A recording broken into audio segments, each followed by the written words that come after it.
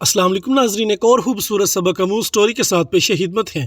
بات دل کو لگے تو چینل کو لائک کرنا، شیئر کرنا اور سبسکرائب کرنا نہ بھولیے گا، شکریہ۔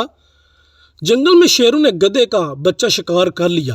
گدھے کا بچہ کافی حد تک زخمی تھا تو شیروں میں سے ایک بزرگ شیر نے کہا، اسے مزید مارنے یا کھانے کے بجائے اسے اپنے پاس رکھ کر پال پوس کر بڑا کرنا زیادہ فائدہ مند ہے۔ بوڑھے شیر کی بات مان کر شیروں نے اس گدھے کو گود لے لیا اور اس کا ہر طرح سے خیال رکھا، حتیٰ کہ وہ شیروں کا وفادار گدھا بن گیا۔ ایک دن اسی بزرگ شیر نے کہا، اب وقت آ گیا ہے کہ اس گدھے کو واپس اس کی برادری میں چھوڑ دیا جائے۔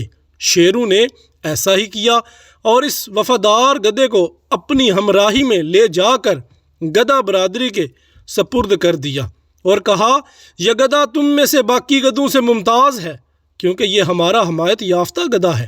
گدھوں نے فوراً اس گدھے کو اپنا سردار مان لیا اور شیروں کی حمایت حاصل ہونے کی وجہ سے اس کے ہر حکم کی تعمیل کرتے اور نافرمانی سے ڈرتے رہتے، کیونکہ جو بھی گدھا اس سردار گدھے کی حکم عدولی کرتا تو سردار گدھا اس نافرمان گدھے کو گرفتار کر کے شیروں کے حوالے کر دیتا اور وہ اس نافرمان کو چیڑ پھاڑ کر کھا جاتے تھے۔ اس طرح گدھوں کو سردار مل گیا اور شیروں کو شکار کی پریشانی سے نجات مل گئی۔ جہاں تک بات ہے اس سردار گدھے کی، تو وہ گدھوں کے نزدیک شیر تھا اور شیروں کے درمیان گدھا تھا۔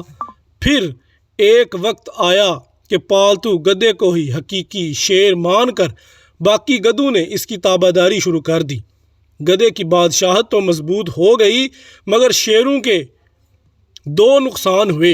ایک تو شیروں والی عزت گدھے کو ملنے لگی اور دوسرا شیروں کو شکار ملنا بند ہو گیا۔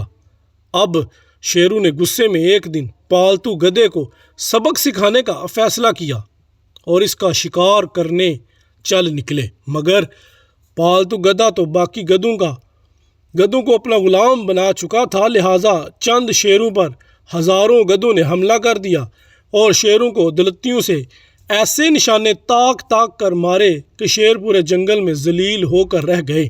اب حال یہ ہے کہ پالتو گدھا اپنے ہزاروں غلام گدھوں کے ساتھ پورے جنگل میں دندناتا پھرتا ہے، جتنا سبزہ کھاتا ہے باقی پر لید کر دیتا، کسی بھیڑ بکری گائے بھینس کے لیے بھی کوئی سبزہ نہیں چھوڑتا۔ اب سارے جنگل کے جانور بھی شیروں کی غلط پالیسیوں کا نتیجہ بھگت رہے ہیں اور شیر بھی ذلیل ہو رہے ہیں۔